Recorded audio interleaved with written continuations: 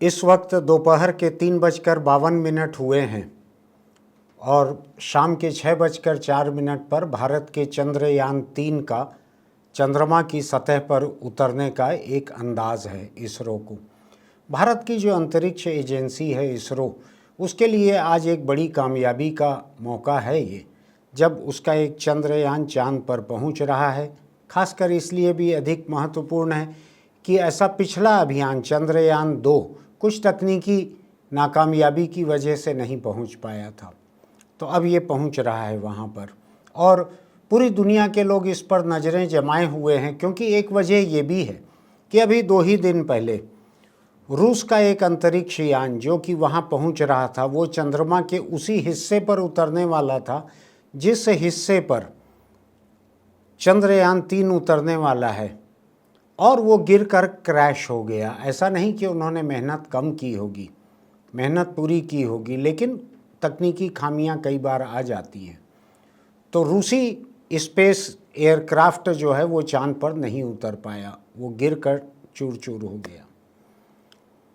हिंदुस्तान का चंद्रयान 6:04 पर उतर सकता है वहाँ पर, ऐसी पूरी उम्मीद है। अब हुआ ये है कि जिस वक्त मैं आपसे बात कर रहा हूँ, आज सुबह से लगातार टेलीविज़न के तकरीबन तमाम चैनल केवल जगह जगह हवन दिखा रहे हैं, जगह जगह मस्जिदों में दुआ की जा रही है, स्कूल कॉलेज के बच्चे प्रार्थना कर रहे हैं, कहीं शहरों में सड़क किनारे के लोग प्रार्थना कर रहे हैं, टीवी रिपोर्टर्स लोगों की प्रतिक्रिया ले रहे हैं, उनको कैसा लग रहा है।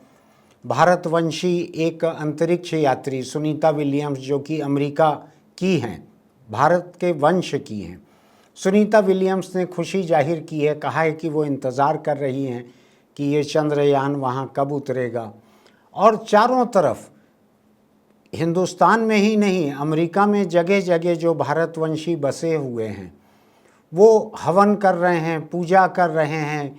हिंदुस्तान के अनगिनत मंदिरों में हवन चल रहा है। कुछ जगहों की खबरें मेरे सामने हैं जो बतला रही हैं कि लोगों ने कहा है कि जब तक ये कामयाबी से उतर नहीं जाएगा तब तक हवन जारी रहेगा। हिंदुस्तान वैसे हवन का देश है, यहाँ पर ट्रंप की जीत के लिए भी हवन होते रहे, यहाँ पर क्रिकेट में जीत के लिए भी हवन हो जाते हैं, यहाँ विराट के शतक लगाने के लिए भी हवन हो जाते हैं। हवन हमारा एक पसंदीदा शगल है। पूजा हमारे नेशनल कैरेक्टर में है। पूजा, दुआ करना, नमाज करना, चर्च में प्रार्थना करना, सभी तरह के धर्मों का इस्तेमाल करना ताकि एक खुशी हासिल हो सके, एक कामयाबी हासिल हो सके। लोग अपने बच्चों के लिए करते हैं, उपवास करते हैं, मंदिर जाते हैं, मनौती मानते हैं कि बच्चे का मेडिकल में दाखिला हो जाए। तो ये कोई बहुत बड़ी बात, बहुत अटपटी बात नहीं है कि हिंदुस्तान के लोग इस तरह से चंद्रयान-3 के कामयाबी से सुरक्षित उतर जाने के लिए चारों तरफ प्रार्थना कर रहे हैं। दुनिया में जहाँ जहाँ हिंदुस्तानी बसे हुए हैं वो अपने अपने तरीके से, अपने अपने धर्मों से प्रार्थना कर रहे हैं। लेकिन मैं इसरो के कुछ वैज्ञानिकों के इंटरव्यू पिछले 3-4 दिनों में अलग अलग वक्त पर, अलग अलग चैनलों से, अलग अलग अखबारों में पढ़ रहा था, देख रहा था टीवी पर। हर वैज्ञानिक का ये कहना है, जो 3-4 वैज्ञानिक वहाँ के आए टीवी पर, उनका यही कहना है कि हमारा टेम्परामेंट साइंटिफिक होना चाहिए, हमारा नज़रिया वैज्ञानिक होना चाहिए, ये उनका कहना है।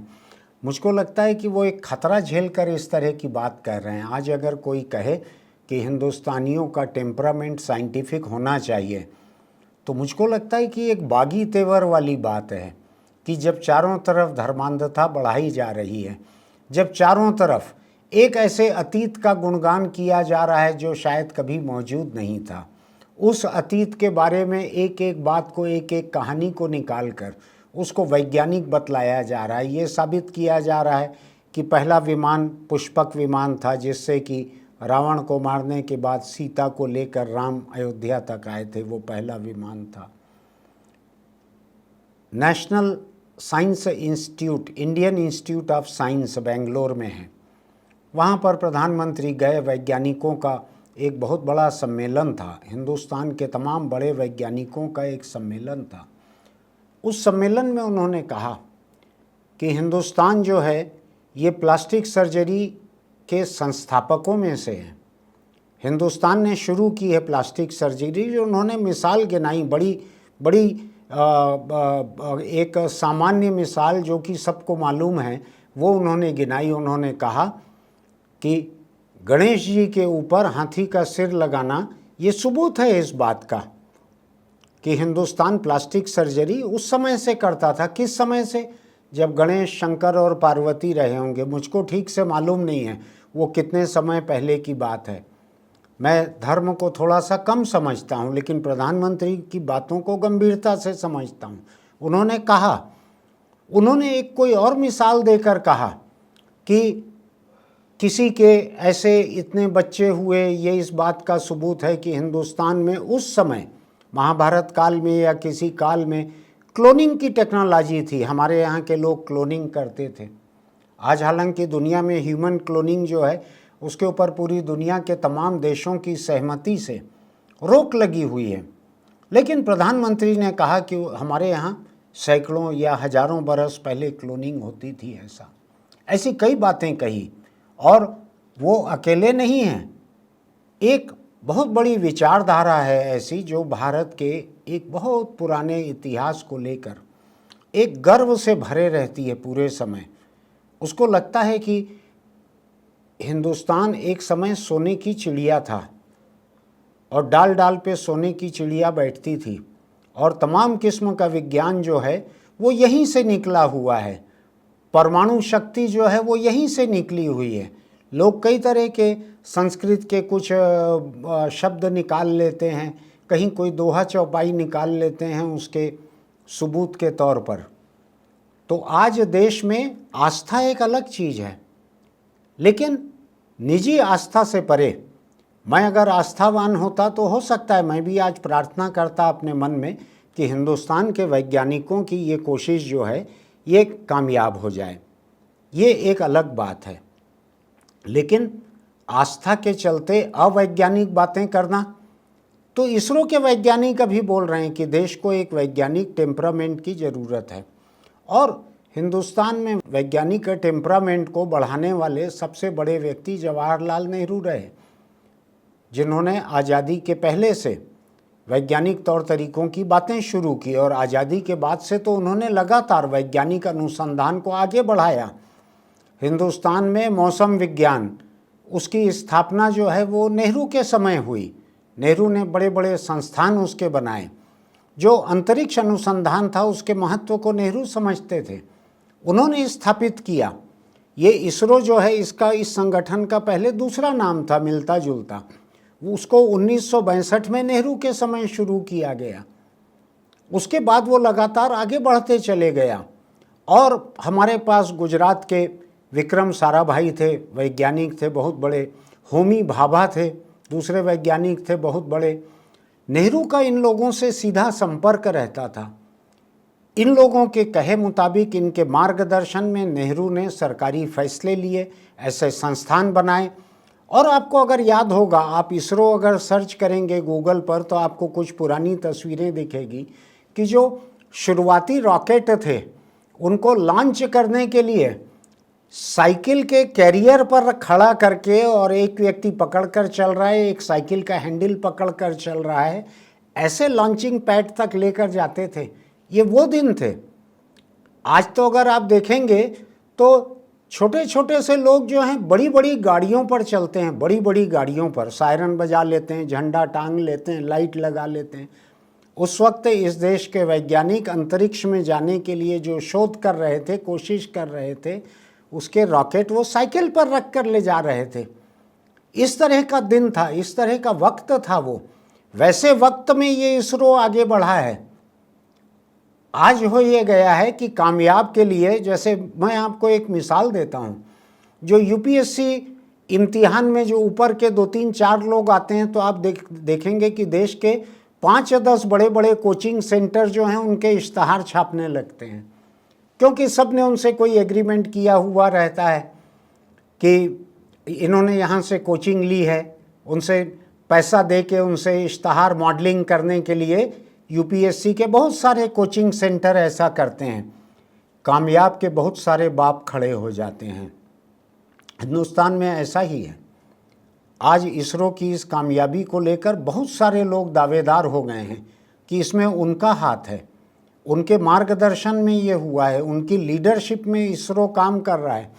ये लोग इस बात को भूल जाते हैं कि हिंदुस्तान का पहला उपग्रह, संचार उपग्रह आर्यभट्ट जो गया था, जो एक रशियन रॉकेट ने स्थापित किया था अंतरिक्ष में, 1980 की बात है वो।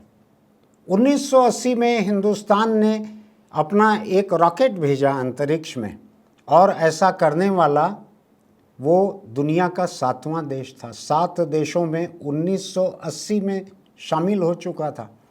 1980 यानी आज से करीब 43 साल पहले की बात है ये।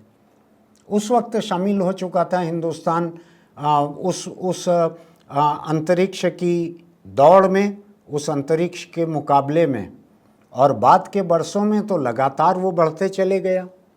आप देखेंगे कि इसरो में काम करने वाले वैज्ञानिक, जब जब ऐसी कोई लाइव टेलीकास्ट देखने का मौका आता है, आप देखेंगे उसमें काम करने वाले लोग बड़ी संख्या में दक्षिण भारतीय आपको दिखेंगे। वो लोग साइंस और टेक्नोलॉजी में, रिसर्च में आगे रहते हैं, वहाँ पढ़ाई लिखाई ज़्यादा है शुरू से, वो लोग रहते हैं। आप देखेंगे वो आस्थावान लोग भी हैं। ऐसे किसी भी मौके पे वो पूजा करते हैं, कहीं तिरुपति चले जाएंगे, वहाँ प्रणाम करके आ जाएंगे ईश्वर को, कोई बुराई नहीं है। आस्थावान लोग अपने आस्था का काम करते हैं। लेकिन किसी वैज्ञानिक कामयाबी को पूरी तरह से इतिहास की बात बता देना कि हमारे लोग पहले भी टाइम ट्रैवल करते थे, हमारे लोग पहले भी प्लास्टिक सर्जरी करते थे, हमारे लोग पहले भी परमाणु ऊर्जा बनाना जानते थे, इससे विज्ञान नहीं चलता है। आज अभी थोड़ी देर बाद 4:05 हो रहा है, समझ लीजिए ठीक 2 घंटे के बाद में, अभी जब मैं रिकॉर्ड कर रहा हूँ उसके ठीक 2 घंटे के बाद में हो सकता है चंद्रयान 3 कामयाबी से उतर जाए चांद की सतह पर और आगे का अपना शोध कार्य शुरू कर दे। लेकिन क्या हम ये कहते रहें कि चांद पे तो हमारे पुरखे आते जाते रहते थे, अंतरिक्ष हमारे लिए इतिहास की बात है, क्या ऐसा कहते रहें? ऐसा कहना हमारे देश के रिसर्च का अपमान है। हमारे देश के लोगों को इस झांसे में रखना है कि विज्ञान की कोई ज़रूरत नहीं है। इस देश का इतिहास विज्ञान से भरा हुआ है, और विज्ञान तो हमारे यहाँ बाएं हाथ का खेल हमेशा से रहा है। हम प्लास्टिक सर्जरी ऐसी करते रहे कि एक हाथी का सिर हमने एक इंसान के धड़ पे लगा दिया, जो कि आज भी मुमकिन नहीं हुआ है, जो कि आज भी न हिंदुस्तान में न दुनिया में कहीं भी हो पाया है। हेड ट्रांसप्लांट ज़रूर हो रहे हैं, लेकिन किसी जानवर का सिर किसी इंसान पे लगा देना ये नहीं हुआ है आज तक। लेकिन हमारे लोग अगर ये दावा करते हैं कि हिंदुस्तान में बहुत पहले से हो गया था और वो प्लास्टिक सर्जरी का सबूत है, ये लोगों के साइंटिफिक टेम्परामेंट को ख़त्म करने की बात है। लोगों के समझबूझ में, लोगों के ज्ञान में, उनके सोचने के तरीके में एक वैज्ञानिकता रहनी चाहिए।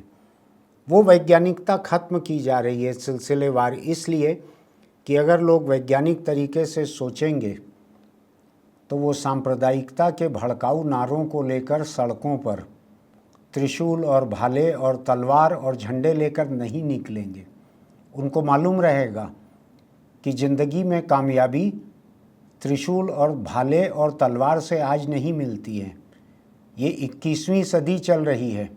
21वीं सदी में हिंदुस्तान के जो समझदार मंत्री हैं, बड़े बड़े केंद्रीय मंत्री, इनके बच्चे पश्चिमी दुनिया की बड़ी बड़ी यूनिवर्सिटी में जाकर पढ़ रहे हैं, बड़े बड़े देशों में जाकर काम कर रहे हैं। उनमें से कोई भी हवन नहीं कर रहे हैं, उनमें से कोई भी फतवे जारी नहीं कर रहे हैं, उनमें से कोई भी जिंदाबाद मुर्दाबाद और जय श्री राम ये नहीं कर रहे हैं।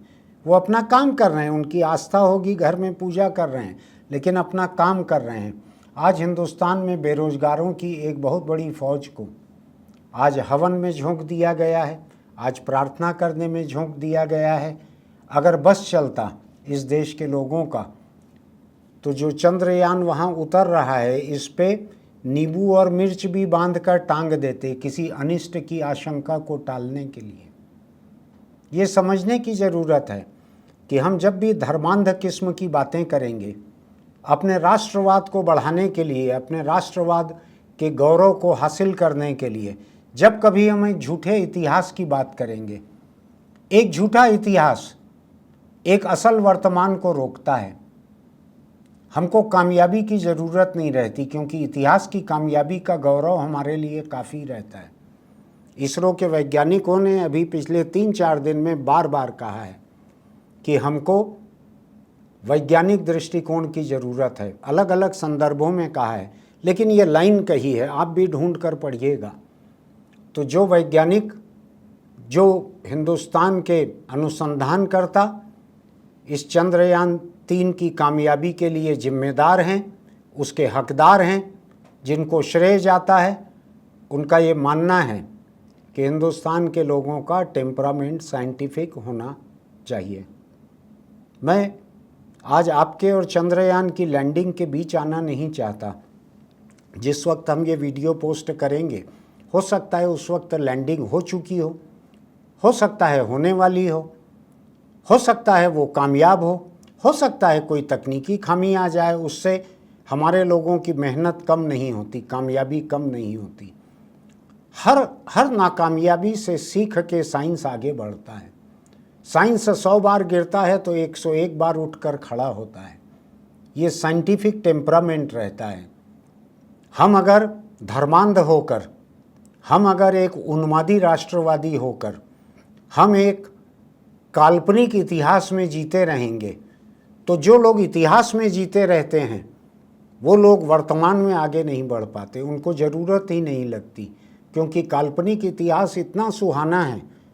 आज हिंदुस्तान के सारे चिकित्सा वैज्ञानिक मेहनत कर लें, वो किसी हाथी का सिर किसी इंसान को नहीं लगा सकते, लेकिन वहाँ लगाया गया है कहानी में। अब उस कहानी को अगर आप सच मान रहे हैं, उसको अपनी कामयाबी मान रहे हैं, तो आप उस पर मुग्ध रह सकते हैं। आप अपनी कहानियों को हकीकत मानकर उस पर अंतहीन मुग्ध रह सकते हैं। उससे नुकसान केवल यही होता है कि आज के असल आज में आगे बढ़ने और कामयाब होने की आपकी इच्छा शक्ति मर जाती है, क्योंकि आज बहुत मेहनत करनी पड़ेगी कामयाब होने के लिए। आज उतनी आसानी से कोई कहानी गढ़ी नहीं जा सकेगी। आज विज्ञान की कसौटियां हैं।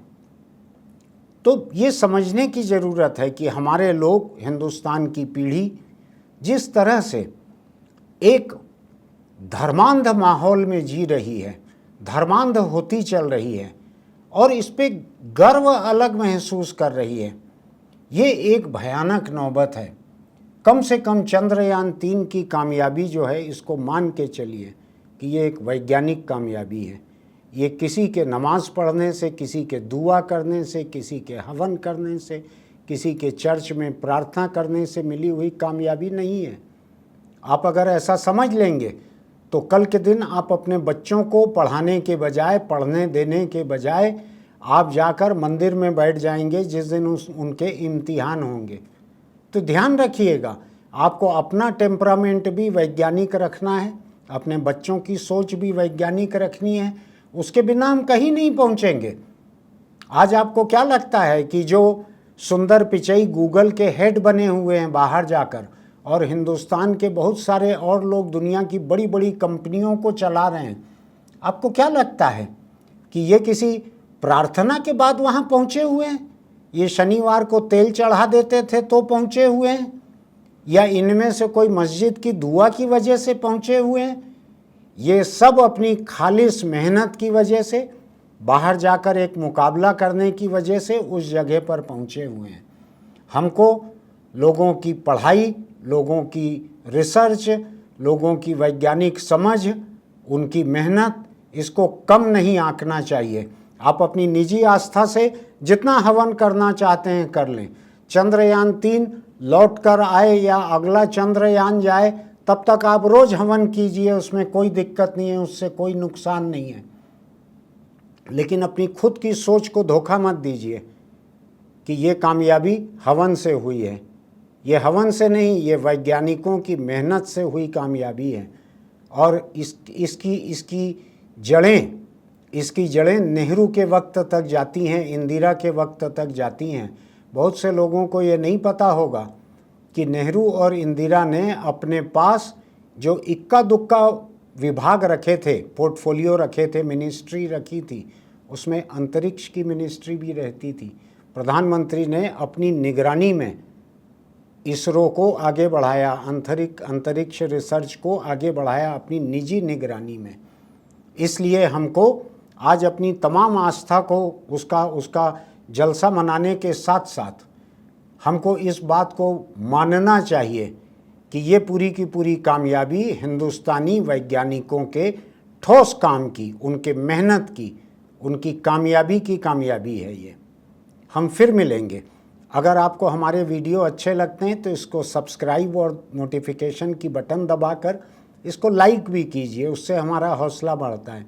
अगर आप दोपहिया चलाते हैं तो हेलमेट ज़रूर लगा कर रखिए, चौपहिया चलाते हैं तो कार का सीट बेल्ट लगा कर रखिए। किसी हादसे की हालत में उन्हीं से ज़िंदगी बचती है।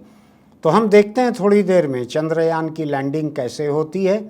हो सकता है ये वीडियो आप तक उसके बाद पहुँचे, उससे कोई फ़र्क नहीं पड़ता। आप उसको अलग देखिए, इसको अलग देखिए। YouTube के हमारे खास कार्यक्रम रूबरू के जरिए हम लगातार छत्तीसगढ़ के सांसदों विधायकों से सवाल पूछ रहे हैं, उनके चुनावी क्षेत्र का जायजा ले रहे हैं। अगर आप भी चाहते हैं कि आपके क्षेत्र के सांसद, विधायक या उनसे जुड़ी पार्टी तक आप अपने सवाल पहुंचाएं, तो इसके लिए हमने एक खास नंबर की व्यवस्था की है। आप अपने सवाल हमें 6269626929 पर भेज सकते हैं। आप चाहें तो अपने सवाल हमें टाइप करके भेज सकते हैं, वॉइस मैसेज के ज़रिए भेज सकते हैं, या अपना वीडियो बनाकर भी आप अपने सवाल हम तक पहुंचा सकते हैं।